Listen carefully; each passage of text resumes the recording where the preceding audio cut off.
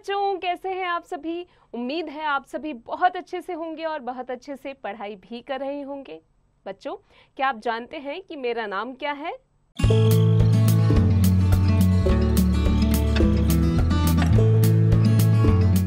बिल्कुल सही, मेरा नाम मनीषा है और मैं आपकी अध्यापिका हूँ। बच्चों, आज की कक्षा में हम जानेंगे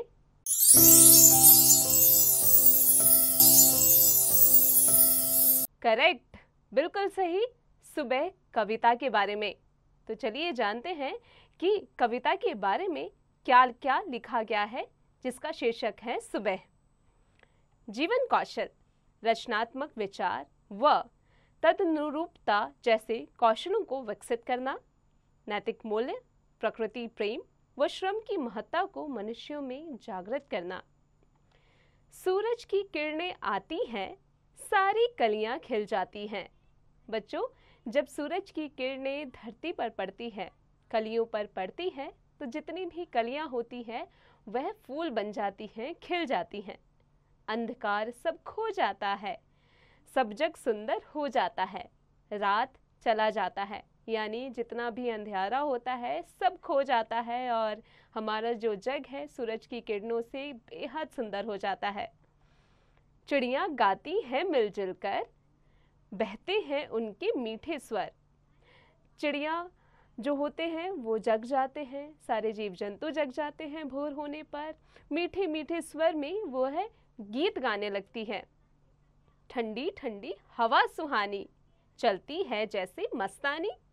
ठंडी ठंडी हवा चलने लगती है, इतनी सुहावनी होती है सुबह जब सूरज की किरणें धरती पर पड़ती है।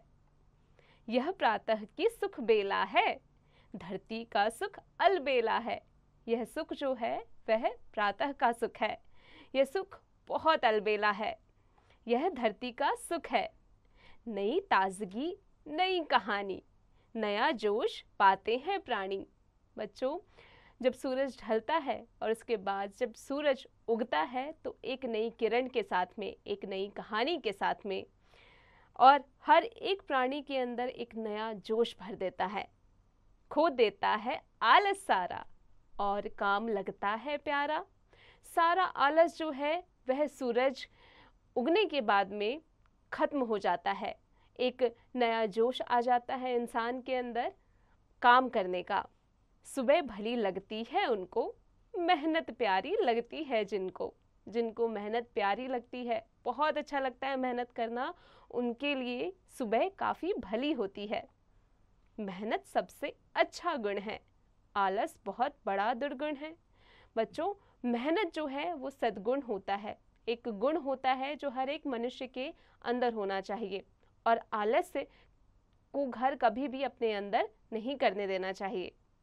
अगर सुबह भी अलसा जाए तो क्या जग सुंदर हो पाए। बच्चों, अगर आप सोचिए कि जो सूरज की किरणें हैं अलसा जाए और जब सूरज उगे ही ना, तो क्या हमारा जो जग है वह सुंदर हो पाएगा? बिल्कुल नहीं। बच्चों, इसके कवि हैं श्री प्रसाद। चलिए बच्चों, अब आ जाते हैं इसके अभ्यास कार्य पर। पाठ ज्ञान, सही उत्तर पर सही का चिन्ह लगाइए। कलियां खिल जाती हैं, किसके आने पर? सूरज के आने पर। इसके आगे का अभ्यास स्वयं कीजिएगा। निम्नलिखित प्रश्नों के उत्तर दीजिए। उत्तर लिखिए। बच्चों, यहाँ पर कुछ प्रश्न दिए गए हैं जिनके उत्तर आपको पाठ की सहायता से लिखने हैं। कविता की पंक्तियाँ पूरी कीजिए।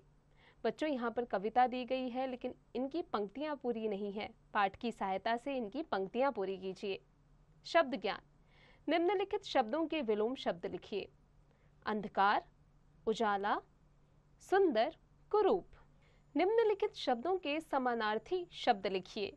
जैसे सुबह का क्या होता है बच्चों? भोर, प्रातःकाल। इसी प्रकार से यहाँ कुछ और शब्द दिए गए हैं, उसके समानार्थी शब्द आपको लिखने हैं। निम्नलिखित शब्दों के बहुवचन रूप लिखिए।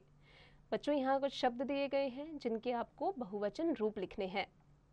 भाषा ज्ञान, जिन शब्दों के एक से अधिक अर्थ होते हैं उन्हें अनेकार्थ शब्द कहते हैं। जैसे आम, एक फल, साधारण या मामूली, पद, पैर, ओहदा। अब आप दिए गए शब्दों के भिन्न भिन्न अर्थ पता करके लिखिए। निम्न शब्दों का वर्ण विच्छेद कीजिए, जैसे सूरज, स जमा उ जमा र जमा अ जमा ज जमा अ। इसी प्रकार आगे के शब्दों का आप क्या करेंगे, वर्ण विच्छेद। इन शब्दों से वाक्य बनाइए। बच्चों यहाँ कुछ शब्द दिए गए हैं जिनको आपको वाक्य में लाकर उनके वाक्य बनाने हैं। उदाहरण पढ़कर समझिए और प्रत्यय लगाकर नए शब्द बनाइए।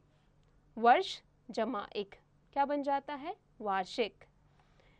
रचनात्मक ज्ञान, प्रातःकाल का दृश्य, इस विषय पर एक अनुच्छेद लिखिए। इस शब्द जाल में 12 पक्षियों के नाम ढूंढिए और उन पर गोला लगाइए। बच्चों, उम्मीद है आज की कक्षा में पाठ में हमने जो पढ़ा आप अच्छे से समझ गए होंगे। अब आप इसका अभ्यास निरंतर करते रहिएगा।